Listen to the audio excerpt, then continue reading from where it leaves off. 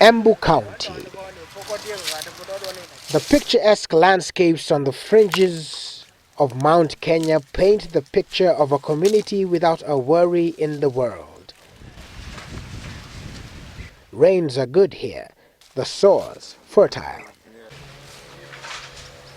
But beneath the veneer of this demeanor are concerns brought about by this. Mogoka, a variety of miraa that has for long been labeled the green gold for its good returns. But for many parents here, the sorrows it brings by far outweigh the pleasures offered by its quick riches. Institutions like this dot the county, centers where children gather to fight ignorance and illiteracy. But the story is different here, the empty desks only telling part of it. There are more girls than boys in most classes. The school principal lets me in on the figures that reveal the grim reality of children drawn into Mogoka business at the expense of education. When these students come in Form 1, we admit about 60 students per, because we have a double stream, 60 students. By the end of the day, well, they end up being about 40, and only the boys fall out. Majority of those students who drop are the boys, because these are the boys who are involved in miraa. A situation replicated across the county. We actually perform worse, especially the primary section here. They perform worse than all the other places of Mbeere, because this is the area where miraa is grown. Performance is seriously affected. We have schools that are almost closing around here, some of them secondary schools, with an enrollment of 13 students, because others have moved out to the drug problem. Most fall into the Mogoka trap at a tender age. Some are barely into their teens, children already being lured into a life of easy money. Sawanga na mkanga asubuhi. Tuko na mamangu. Sasa brother yangu yuko. Babangu alikufanga.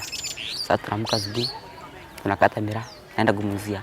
Ninapotoka kumuzia, nakuja na nanunua kiamsha kinywa, then namletea pesa zinabaki.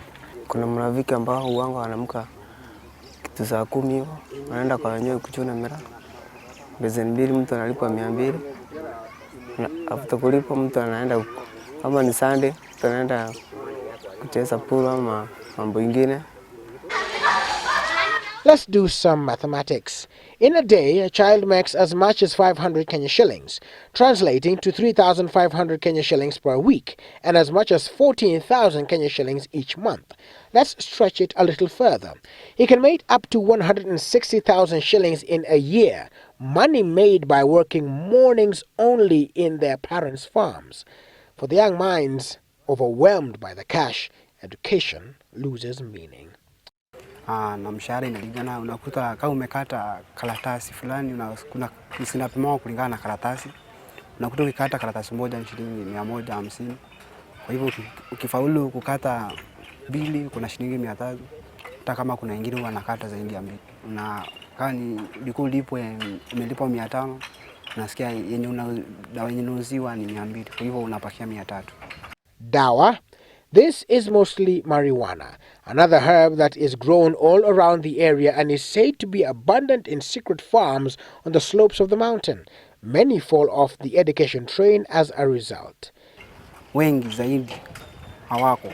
Hata wengine tulikuwa nao kidato cha pili, mula wa 3, na bado hawakufungua mula wa kwanza kidato cha 3.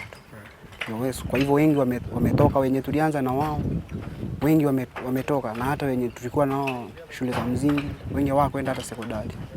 It is a desperate state of affairs. Na aswa wakitoka nje utapata hata ile maisha wanaishi ni maisha ambapo ni maisha waoni kesho. So it will be like a solution if you are to... Oh my goodness. What can the county do? What can happen? There is very little that can be done. But because everybody has the notion that we are making money out of the miraa. But what we can actually do, maybe the selling of this miraa can be controlled. The grim situation may have rung alarm bells But for parents without another source of income, mogoka is a necessary evil.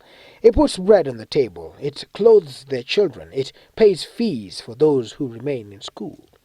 Na niko na kama miaka 5 nikifanya hii biashara. Tuseme ya kwamba mimi kwa hiyo miaka 5 sijaajiriwa popote. Kazi yangu ni kulima na kushavirisha mogoka Mombasa. Yangu siuzi hapa. Leaders are searching for solutions. Now, there are two sides to every story, and for the mogoka as well, it is not an exception. That business is booming is not in question. That there's some cases of dropouts is also a sad reality. The challenge now is finding the middle ground. Willis Buru, Citizen TV in Mbeere, Embu County.